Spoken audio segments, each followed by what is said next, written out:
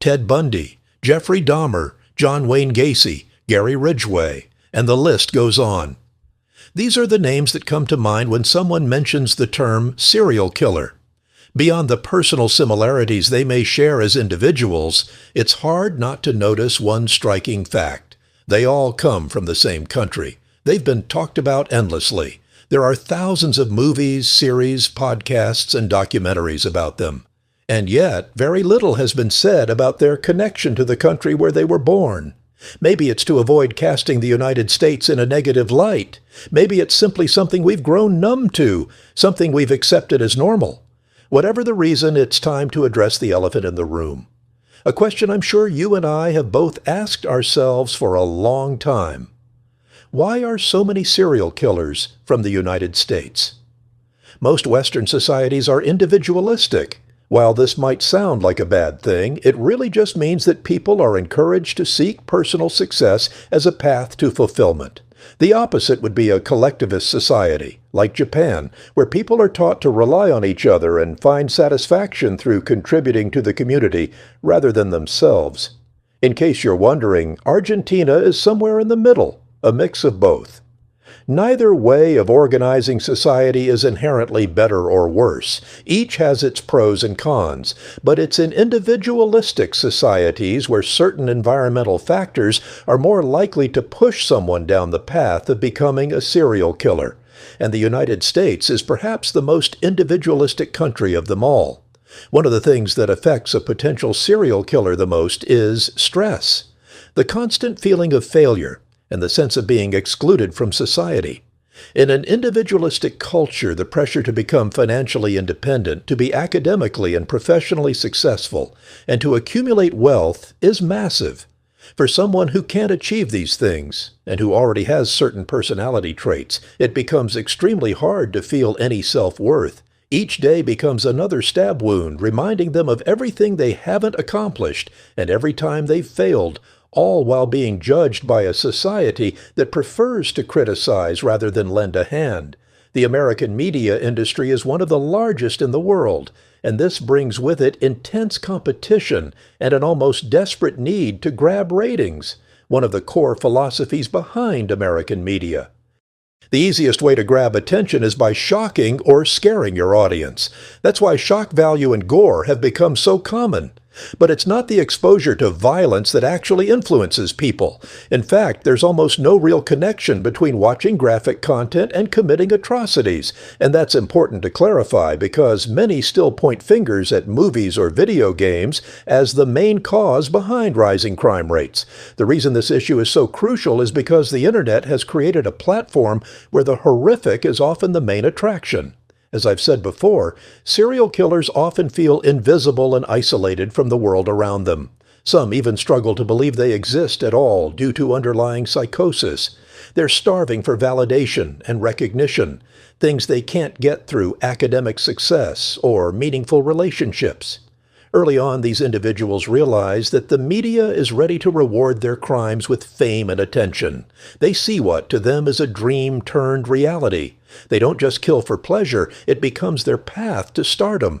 Seeing their crimes on TV or in the news finally allows them to say, "I exist. I can make an impact on the world." Let's look at a common example. In the U.S., drinking alcohol is seen as a key part of life, at parties with friends, to celebrate, or even to deal with sadness. The list of excuses to pour a drink is endless, so it's no surprise that people often fail to notice when someone starts developing a drinking problem. In fact, these individuals usually go completely unnoticed by those around them, who either ignore or even celebrate their addiction. And the same thing happens, though to a lesser degree, with drugs. The U.S. is the perfect market, and every drug dealer's favorite. No matter the substance, there's always someone ready to sell it, and more importantly, someone ready to buy. On top of that, the influence of the pharmaceutical industry makes it incredibly easy to try drugs and mess with your brain chemistry from a very young age. In most other countries, it would be much harder to develop a drug addiction due to the difficulty of access. But in the U.S., it's almost comically easy. As I said before, if there's a buyer, there are plenty of sellers. There are also a lot of contradictions in American culture, but I'll highlight two in particular. First, the way Americans view sex. Historically, the U.S. has been a conservative country where promiscuity and sexual content are considered impure, dirty, and shameful. The ideal has always been a man and a woman who have only been with each other, and only after marriage. To put it bluntly, sexuality and eroticism are seen as negative because they go against the Christian values the country was built on. Yet at the same time, the U.S. is one of the biggest consumers and exporters of sex in the world. Strip clubs, adult content, prostitution, and the use of sex in advertising. These are all clear examples.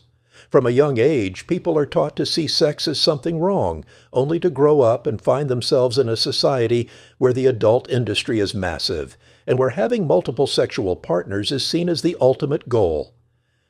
So for the potential serial killer, someone who already has a deeply twisted view of sexuality, this only adds more confusion. And at the same time, it feeds the constant sense of humiliation they already feel. Now, the second contradiction, and by far the most important one, is about violence. We all know that murder is immoral and despicable. And yet in America, killing can also be seen as just, noble, even honorable. Beyond that, killing is often considered a duty. Imagine turning on the TV and seeing crowds cheering for the execution of a criminal on death row. But it goes way further than that. Imagine growing up learning about people who became heroes because they killed in wars. In a militarized culture where power and superiority are glorified, killing shifts from being the most vile act a person can commit to a heroic deed, one worthy of respect and admiration. And as we've already discussed, that recognition and admiration is exactly what this type of person craves. To summarize it all in simple terms, we have a society that creates enormous stress and isolates anyone who can't meet its high expectations of success and wealth. A massive, influential media industry that rewards and promotes violence through exposure and attention. Easy access to alcohol and other substances, combined with a general inability to identify addiction. And finally, a deep cultural contradiction surrounding the two things most important in the life of a serial killer: sex and murder.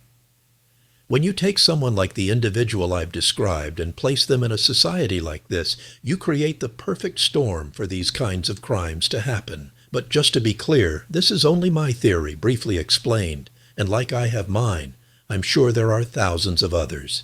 If you have your own theory, I'd love to hear it. Feel free to leave it in the comments below. And thank you so much for sticking around until the end.